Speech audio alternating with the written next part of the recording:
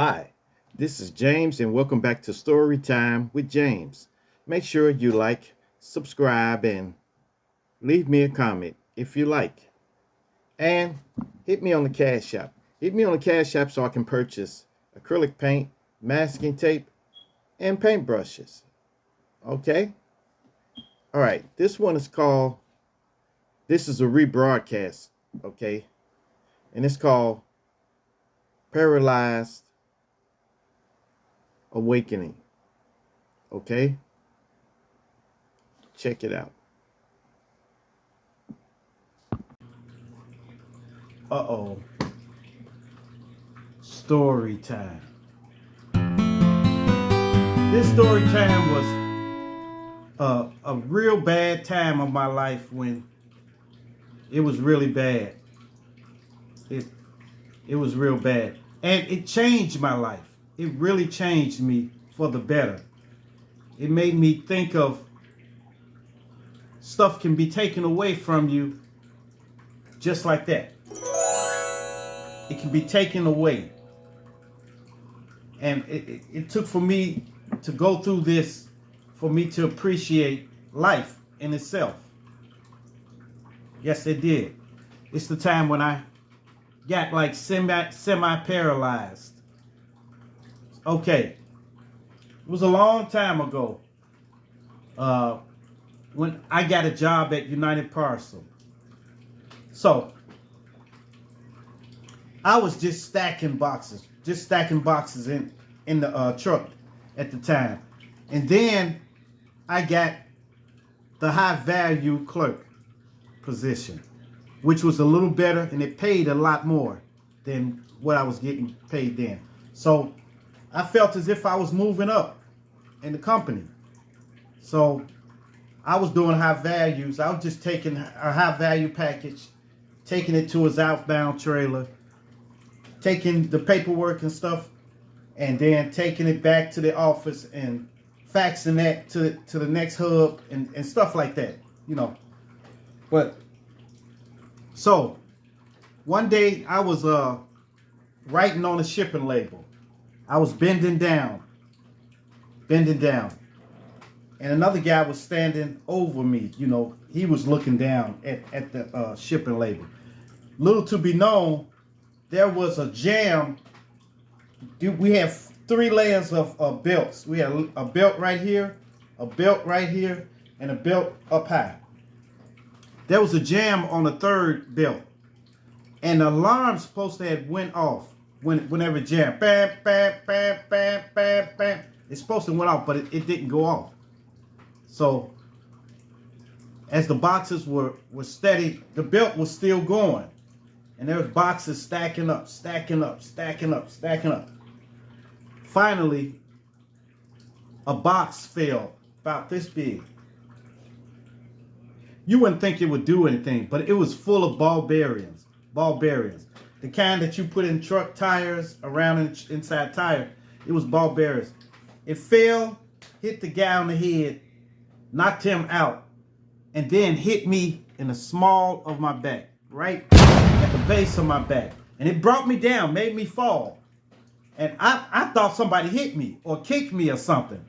So I turned around, you know, getting ready to fight, but I saw the other guy laying on the ground. So I started helping him. And, well, the ambulance had to be called to come and get him. So they got him and they asked me, they said, "Are you okay?" I said, "Yeah." I said, it just hit me like right at the small of my back. And they said it was a big bruise, back there. I said, "Well, it's okay. It's okay." So I drove home. Keep in mind, I had to drive about 45 minutes to an hour home from downtown. I was in Harvey, Illinois then. So I'm driving from downtown Chicago home. Driving. And I got home. Then when I stood, I tried to get out the car. My legs felt real tingly. You know how it is when you sit for a long time and your feet go to sleep? My whole legs felt like that. So I walked inside, walked in the house, and I said, man, my back is hurting. And I was complaining about my back. So I tried to take a hot shower. Maybe, you know, the hot water would get on my back and then everything would be okay. So I took a hot shower and everything. It felt a little better, but still the tingly sensation was still in my legs. So I got in the bed, and when I woke up the next morning, it was all over. My legs couldn't move. I said, man, what in the world is going on? You know? Little to be known, there was a ruptured disc in my back. It had a bulging disc. That's what it was. It was bulging out. So I guess it was cutting off the circulation to my spinal cord. So I went to the hospital and everything, and they gave me, at that time, I was trying to transition to not taking medicine, like a lot of pain medicine and stuff like that. You know, I didn't like nothing to get me drowsy, but the pain was excruciating. So they prescribed me some muscle relaxants. You know, I took them home, but I didn't take them, you know. So I went home. I barely was moving. Barely was moving. So I got home and got back in the bed. The next day, I really couldn't move then. I couldn't move. So I was laying there for 5 days. Just couldn't move. I had to, you don't know how it is to try to depend on people to help you. Could you get me water? Or could you get me something to eat? You know, I don't like doing that. I'm self-sufficient. You know, I like doing stuff for myself. You know, but you know, I tried to asking. So then I started gaining weight. My face had got big, and my beard was just very unkempt on the sides here and everything like that. And I just looked terrible. But I couldn't see myself because I couldn't even get up. You know, I can get up, I can make it to the bathroom. But when I got back, I was in excruciating pain. So I was laying there one day, and my daughter, she was like 5 at the time. My oldest daughter. She came in the room and she sat on the side of the bed. And she said, "What's wrong with your leg, Daddy?" I said, I don't know. I hurt my back and my legs can't move. She said, "Well, why can't you move your legs if it's your back? If your back got hit?" She didn't understand. She didn't really understand. So then she said, "I have to stay home." I said, "Why?" She said, "My mama had to go to work and I had to stay home. And we got assembly today." They were singing. They were supposed to sing on stage. And I said, "Oh, you had an assembly today?" She said, "Yeah." So I said, "Well, Daddy can't take you to school." So I said, "Hand me the phone." So I started calling around. Called my sister, called my brother to see if somebody could take her. Because I didn't want her to miss her assembly, you know. But couldn't get in touch with nobody. So I told her, I said, "Look, get Daddy's pants. Get Daddy's pants for him." So she went and got my pants, and I struggled to slide them on my legs. Slide them on. Then I pulled them up, and then I tried to get up. But every time I would, you know, if you lay flat, it was okay. But when I did like this, that's when excruciating pain was shooting down the back of my legs and everything like that. So I just said, "Arr!" And I sat up, "Arr!" And I was able to sit up. Then I had to get up quick because it was pains. It was real bad pains when I sat up. Like sit up like this.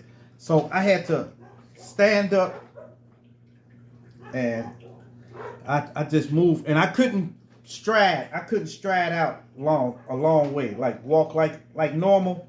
I had to walk like this, like that, seriously.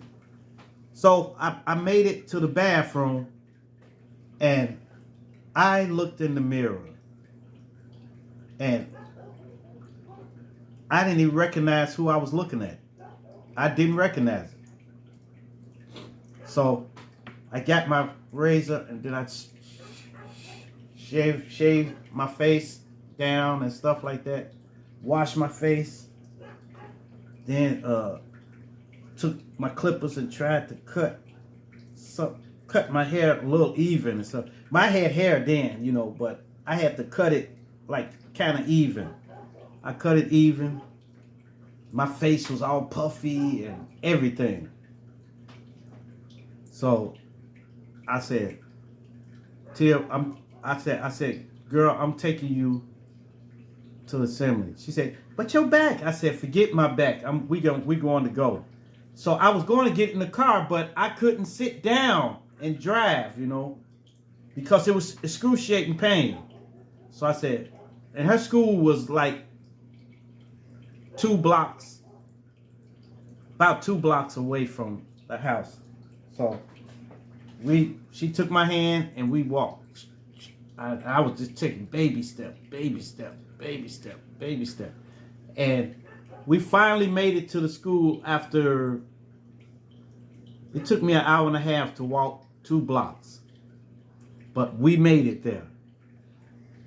Then I walked in there, and teacher, James, what are you doing here? What are you doing here? I said, she had an assembly today, and she really wanted to go to this assembly. So she went, and they had little costumes on and stuff like that. And she asked, was I staying for the assembly? And I said, yeah, I got to. Because I got to take her home when I leave. Because I couldn't get in touch with nobody. So I went in the assembly hall and I stood up the whole time. And I think the assembly was 45 minutes. So they got up there and sang. And when they were singing, I felt good inside. I was about to start bawling, about to start crying. My eyes were watery, real watery. So, because it touched my heart to hear my daughter up there singing. And after the assembly, I took her and we did the hour and a half walk back home. But at least mission was accomplished. So then I laid down, and it was terrible then. It was terrible. I had to take a muscle relaxer. I had to give up. I took a muscle relaxer and a pain pill. I had to take it. So, and that kind of lessened it a little bit. And I laid there, and then I was totally immovable. I couldn't move. So I laid there. So this went on for 3 months. 3 months.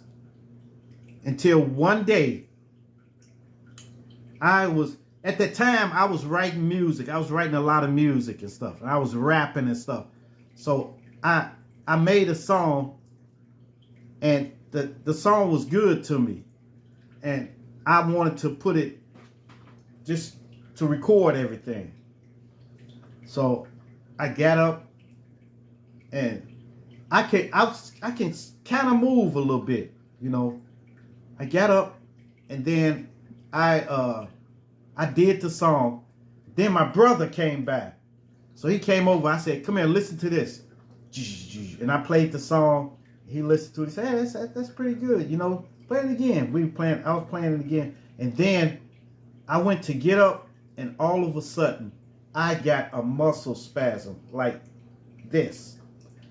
My back muscles bunched up into a ball right in my back. And it brought me to the ground, to the floor. So I was down there. My brother just standing there looking. Hey, what's wrong? What's wrong? What's wrong? What's wrong? I was like, ah, ah. And I was down on the ground. And then all of a sudden it just eased up. And then it was gone. And I stood up. And for that brief moment, I felt good. My back wasn't hurting no more or nothing like that. After I had that muscle spasm, my back was almost together then. But I was being cautious because I had been down for three months. Well, 3.5 months. So I said, man, this it's working. So I walked my daughter to school again the next day. And I even ran a little bit because a car was coming, and I just jogged a little bit. And I said, well, maybe I should start jogging again. Maybe I should start jogging and stuff. Maybe it'll loosen the muscles up and stuff like that. So when I walked to the school, I kind of jogged about half a block, walked, then jogged half a block and walked, jogged half a block and walked. So eventually I was walking kind of normal. So I didn't work at the UPS anymore, you know. So I was thinking of what can I do? Because money is drying up, you know. After they gave me, my money for the injury and everything and stuff like that. And I had to spend a lot of that on doctor bills and everything like that. So I started doing security. So I just hired myself out. I had my license, so I said, hey, look, I got a security license. Y'all need security. Both of us need something. Let's get together and let's get this done. I can secure your lot. I'll watch everything out here and everything. Make sure nobody's hanging out here and everything. And they said, oh, all right. And I just named my price. So I had like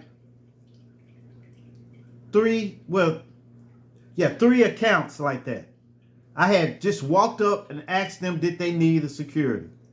So then I started hiring. My cousin needed a job. So I put my cousin on one, and I put my other cousin on another one, Then I had a couple of friends that I put on a couple of sites, I just walked in there and just told them, hey, and they said, name your price, and I just put a price on it. So I had got a lot of people jobs out there who couldn't get jobs because jobs were scarce at that time.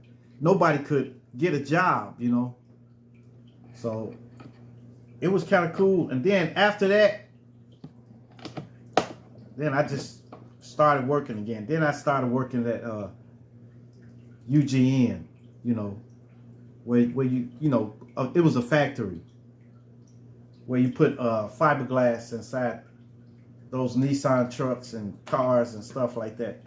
So, man, I'm telling you, that was one of the scariest experiences.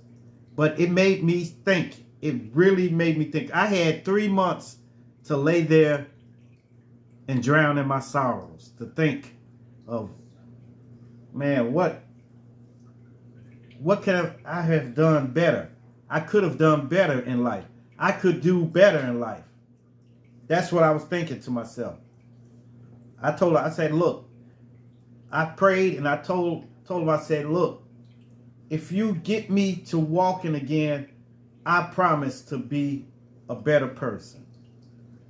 Because I was kind of an a-hole at the time. I was like, I didn't care about other people's feelings. I didn't care about if somebody needed something or something like that. I didn't care about none of that. I really didn't care. All I cared about was me. But that really changed me. And that was the changing point of my life. And that was a long time ago. I think it was in the 90s or 91 or something like that. That's when it happened. But it was terrible. But it taught me how to be a better person. You know, and how to appreciate life. And how not to take nothing for granted. You know, I took a lot of things for granted. You know, I like walking and stuff like that. You know, you take all of that for granted every day. But it was a terrible time for me. It was real bad. And, you know, but no time that I want to commit suicide. But I was thinking about I said, man, look, if I never walk again, I'm just going to lay here and die. Just going to lay here and die. You know. Yep. All right. All right. All right. All right. That was a good one. Okay. Make sure you like, subscribe, and leave me a comment if you like. And hit that bell notification. Hit that bell notification so that you know every time I drop another video. And share, share, share. Share my videos with everyone so everyone can get this experience. All right? Peace. Adios. Salamat. Chair dance.